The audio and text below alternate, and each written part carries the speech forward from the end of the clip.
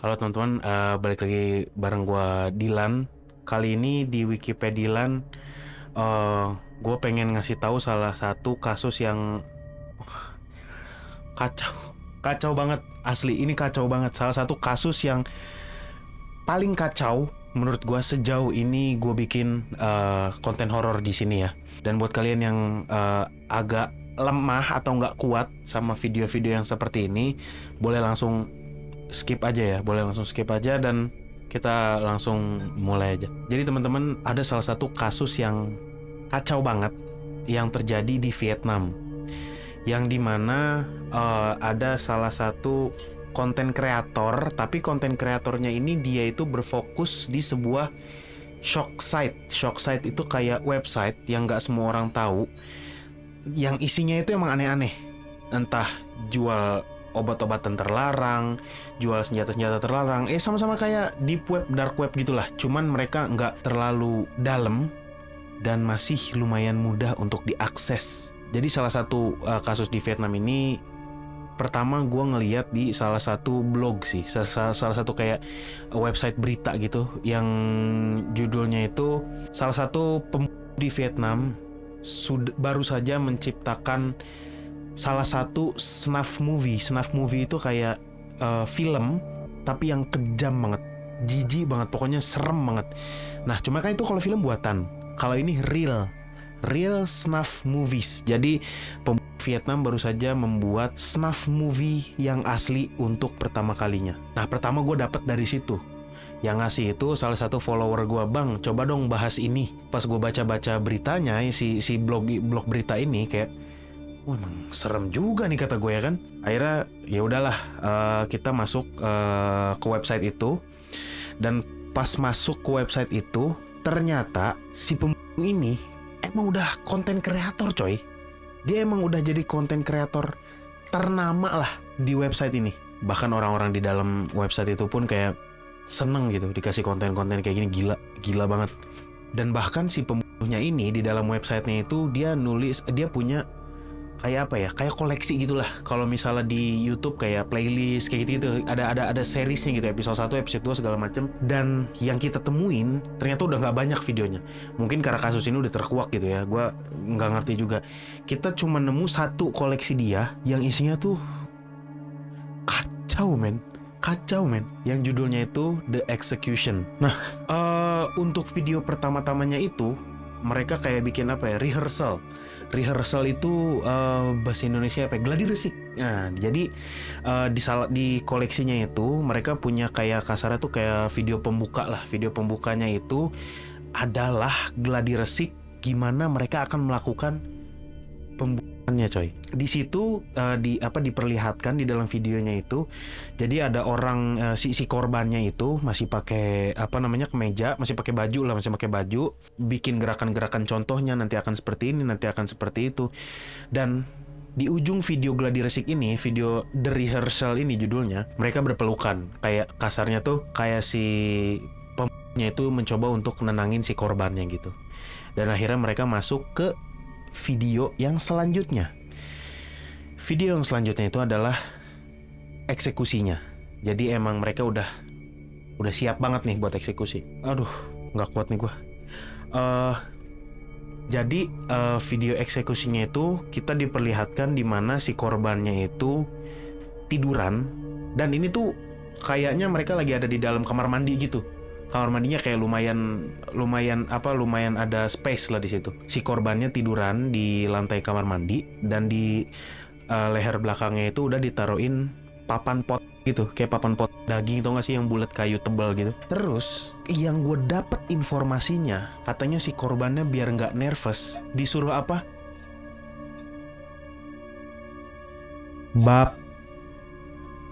Dia masuk dulu, teman-teman. Dan video ini itu dibuat sangat-sangat proper, teman-teman. Karena apa? Karena mereka pakai multicam.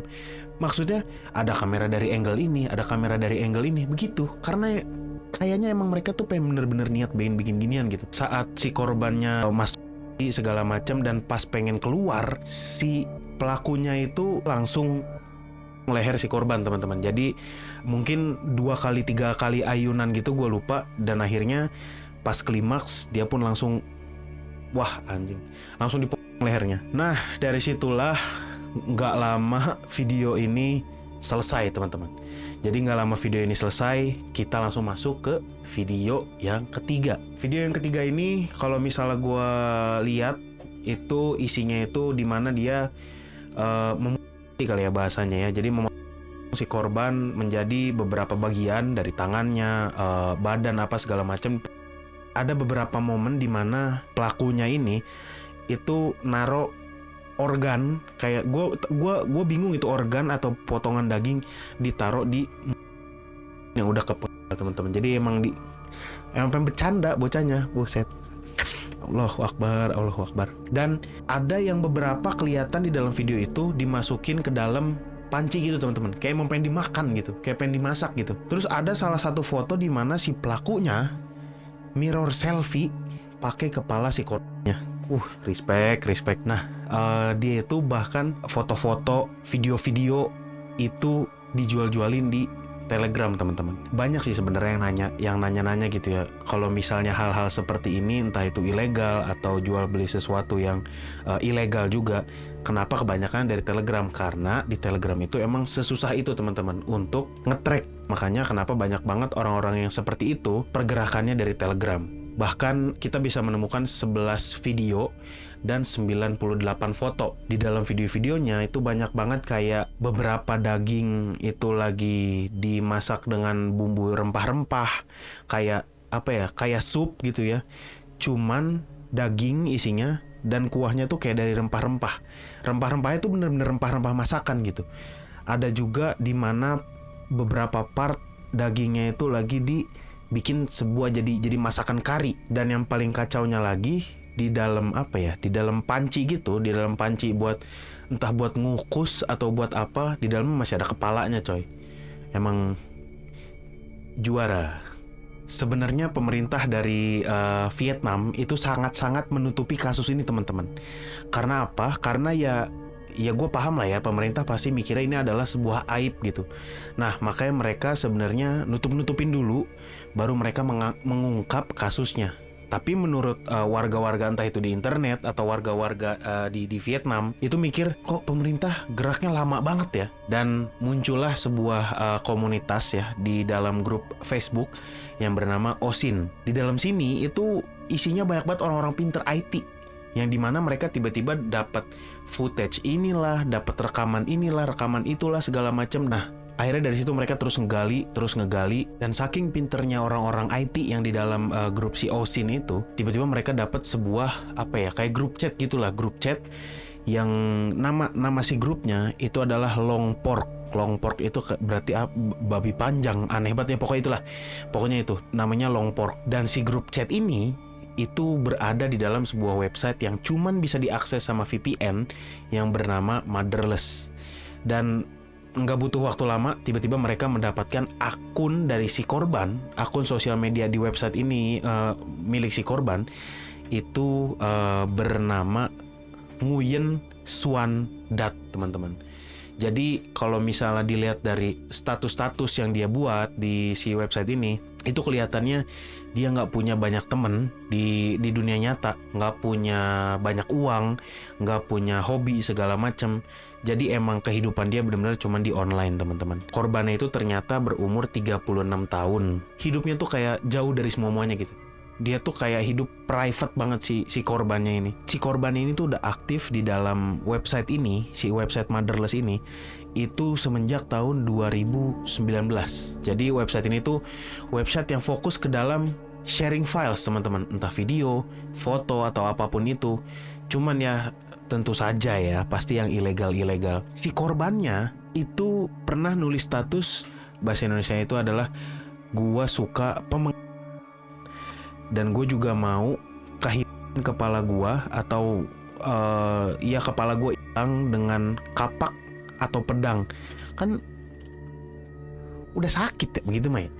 Itu bukan status, malah kasarnya kayak kayak bio gitulah, kayak bio akunnya. Dia juga sering nulis status kayak kanalisasi, terus pemenggalan. Cuman dia bukan ngerekomendasiin atau ngobrolin bareng orang, tapi dia mewakilkan diri dia sendiri teman-teman. Dia juga pernah nulis pesan teman-teman, tapi dia ngechat ini ke temennya. Cuman kalau kita bahasa Indonesiain, nggak cuma jelek, tapi gue juga banyak penyakit.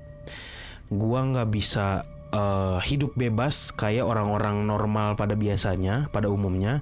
Dan gue selalu bertergantungan dengan orang tua gue sepanjang hidup gue. Gue bener-bener adalah narapidana dari takdir gue sendiri. Nah mungkin dari situ dia udah ngerasa kayak ada depresi apa segala macam. Aja gue gitu kasarnya kayak gitu. Dan si Dat ini pernah nulis, gue pengen banget pas gue lagi tinggi-tingginya di dalam kandungan, dan gue dipenggal oleh seorang wanita, dan setelah itu badan gue dimakan sama si wanita itu. Nah makanya dia sempat lumayan lama tuh, gue lupa berapa lama, buat nyari algojo, yang dimana algojonya itu cewek teman-teman. Tapi ternyata nggak berhasil. Tapi ternyata semua penyelidikan yang dilakukan Osin itu sebenarnya ujung-ujungnya masih jalan buntu gitu teman-teman. Masih belum ada hasil. Sampai di November 2025 kemarin, tiba-tiba ada kasarnya tuh kayak cepu lah gitu ya, yang dimana dia bilang dia kenal sama si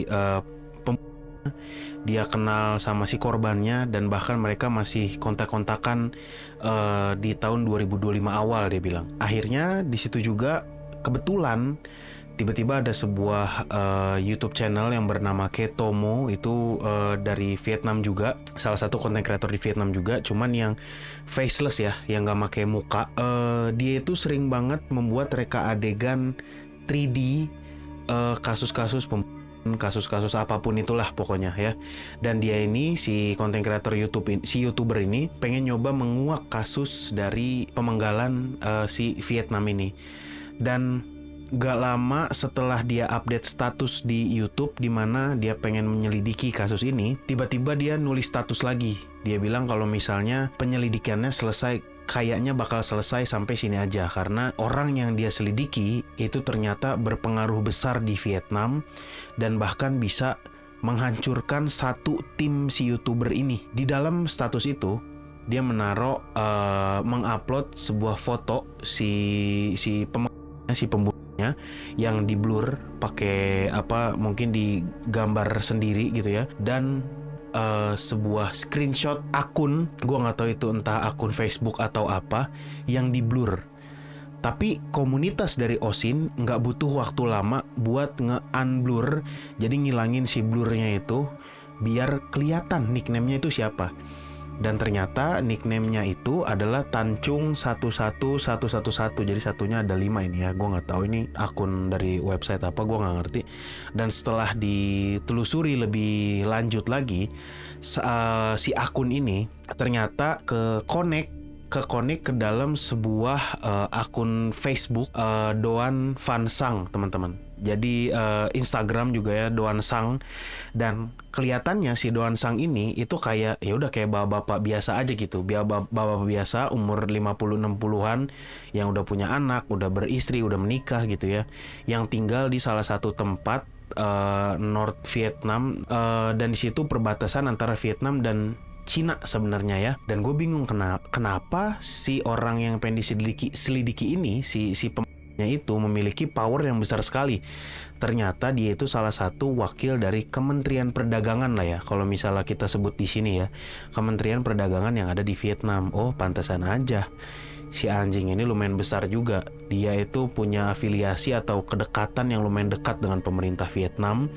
Jadi dia pengen kasarnya pengen melakukan apapun tuh bisa dilakuin sama dia gitu kasarnya. Dan dari situ dicek tuh kayak galeri-galerinya dari akun Facebook atau Instagram itu, foto-foto lamanya apa segala macam. Di situ kelihatan kalau si Don Sang ini itu emang sering banget muncul ke Kongres, melakukan pidato apa segala macam gitu ya.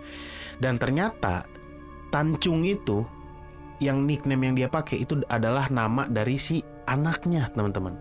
Anaknya si Don Sang yang bernama Tancung. Kalau misalnya dilihat dari biodatanya kayak tanggal lahir apa segala macem, itu match banget sama tato yang ada di tangan kirinya si Don Sang teman-teman, yang dimana tulisan tatonya itu bertuliskan day 13/9. Jadi kayak tulisannya pada hari itu 13/9 gitu. Nah, jadi pas banget sama tanggal lahir dari si anaknya 13/9 gitu teman-teman. Jadi ini bukan kebetulan gitu, karena ini emang dia make make semua info dari anaknya. Jadi dia gimana ya, kayak make akun anaknya lah buat berseliweran di sosial media gitu. Nah, di akun si anaknya ini, tim dari komunitas OSIN itu menemukan foto si anaknya lagi jongkok ngerokok, make jaket yang dimana jaket itu dipakai sama si Donsang, si ini ada di dalam video rehearsal teman-teman. Jadi kayak si Donsang ini seakan-akan minjem jaket si anaknya buat melakukan aksi bejatnya ini teman-teman. Dari situ dia sering banget ngobrol sama orang segala macam, itu pakai akun anaknya si Tancung itu. Ngobrol sama korban, nama si korban, ngobrol sama si ini si itu, pokoknya dia ngobrol pakai akun anaknya ternyata. Jadi biar kelihatan kalau dia itu nggak bekerja sendiri, dimana dia itu kerja sama anaknya gitu kasarnya. Tapi sampai sekarang anaknya itu masih nggak terbukti ngebantuin bapaknya teman-teman. Tim dari komunitas OSIN ini menemukan akun lamanya, akun Facebook lama dari si Donsang ini teman-teman. Namanya Doan Van Sang. Apa yang mereka temukan di situ ternyata emang lebih kacau teman-teman. Yang dimana malah makin membuktikan kalau si Donsang ini itu adalah pelaku utamanya teman-teman. Dimana di situ banyak banget foto-foto tanda lahir di betis kirinya si Doan Sang. Yang dimana tanda lahir di kaki ini kelihatan di dalam video yang episode 2 lah ya, kita bisa sebut yang episode 2. Dan bahkan kayak tanda lahir di tangan itu kelihatan banget di foto galeri Facebook sama yang ada di foto saat video dia mirror selfie make dengan si korban gitu teman-teman. Jadi udah ketahuan banget nih beberapa bukti-bukti jelas gitu. Dan bahkan di dalam akun Facebook lamanya si Doan Sang ini itu memiliki banyak banget tanda-tanda yang sama persis gitu, kayak luka di alis, apa segala macam, garis rambut di sini itu sama banget sama apa yang mereka temukan di video butchering itu teman-teman. Jadi pokoknya sama banget. Ada juga nih sebuah video yang dimana si Doan Sang ini bikin kayak gimana sih TikTok bapak-bapak gitu ya, yang selfie terus muter-muter gitu ya, ngasih tahu tempat kerjanya. Nah ternyata tempat kerjanya itu kelihatan di backgroundnya itu sama persis kayak apa yang ada di dalam video butcheringnya ini teman-teman. Bahkan video rehearsal. Di situ ada tanaman potnya sama posisinya, terus ada lampunya sama, warna hijau juga sama, terus ada loker juga sama posisinya. Jadi emang udah ketahuan banget kalau si Doan Sang ini melakukan semuanya ini di dalam kantornya dia teman-teman. Gue juga bingung kok bisa kantornya kosong gitu pas dia melakukan ini semua gitu. Salah satu member dari grup OSIN ini menemukan kalau misalnya di salah satu berita si Doan Sang ini itu lagi entah bongkar apa, gue nggak ngerti, dan backgroundnya itu ada dapur teman-teman, dan dapurnya itu sama persis kayak apa yang ada di dalam video butcheringnya itu teman-teman, the executionnya itu. Jadi pintunya hijau, terus ubinnya warna biru, corak biru gitu, dan pokoknya sama persis lah dapurnya gitu, sama kayak udah nggak bisa ngelak gitu teman-teman. Pas pengen tuh yang pas si korbannya tuh lagi itu kamar mandinya di mana, dan ternyata pas diselidiki kamar mandinya ada di dalam si dapur itu teman-teman. Dan ternyata sama juga persis, kamar mandinya juga bentuknya sama. Semua itu terjadi di kantornya si Doan Sang. Benar-benar semuanya terjadi di kantornya Doan Sang teman-teman. Kira-kira begitulah ya. Sisanya tuh benar-benar kayak cuman dia ngeledekin orang-orang, coba dong tangkep gua apa segala macem gitu. Isinya cuman gitu-gitu doang sisanya ya, yang kita temukan maksudnya. Nah, jadi itu dia cerita dari bagaimana orang-orang yang ada di internet menguak sebuah misteri yang dimana bukan sama sekali nggak dibantu polisi sih, dibantu, cuman kayak dikit banget gitu. Ya, sama lah kayak salah satu negara yang kita tahu, gua lupa juga nama negaranya apa, gokil. Jadi yang dimana polisinya itu banyak yang polisi korup, yang dimana kalau misalnya udah bersenggolan dengan sebuah pemerintahan itu polisi nggak banyak gerak. Itu gue nggak tahu ya negaranya dari mana, gue juga bingung banget dari mana negaranya ya teman-teman ya. Nah ternyata di Vietnam juga seperti itu teman-teman, banyak polisi korup, polisi pemalas yang dimana ya udah harus viral dulu, harus harus fix dulu baru diurus tuh sama polisinya. Dan ya udah akhirnya si Doan Sang ini ditangkap. Gue lupa hukumannya berapa segala macam. Mungkin kalau yang detail-detail seperti ini bisa kalian lihat di Google sendiri ya. Nah, kira-kira segitu aja dari gua. Jangan lupa like, comment, subscribe. Intinya jangan cari apa yang kita bahas hari ini seperti biasa teman-teman ya. Mungkin kalian di komen bisa, bang gue nemu apa segala macam. Oke, terserah.